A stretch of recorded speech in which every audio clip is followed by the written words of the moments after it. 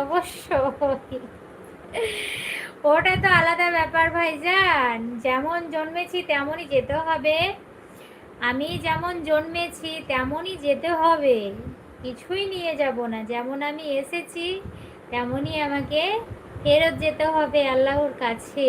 তো তো মানুষকে তো ওইভাবে ফেরত দিতে পারে না বা তাকে দাফন করতে পারে না।